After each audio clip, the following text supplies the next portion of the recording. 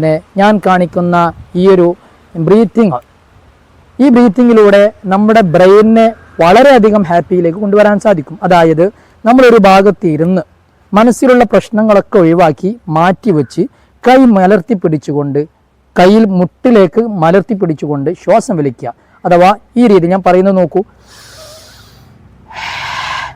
ഇങ്ങനെ വലിക്കുന്ന സമയത്ത് നമ്മൾ 1 2 3 4 5 6 7 7 തവണ വരുമ്പോൾ അല്പം ഒന്ന് ഹോൾഡ് ചെയ്യാം. എന്നിട്ട് സാവധാനം പുറത്തേക്ക് വിടാം. സാവധാനം പുറത്തേക്ക് വിടുമ്പോൾ വായുവിലൂടെയാണ് നമ്മൾ പുറത്തേക്ക് വിടേണ്ടത്. അഥവാ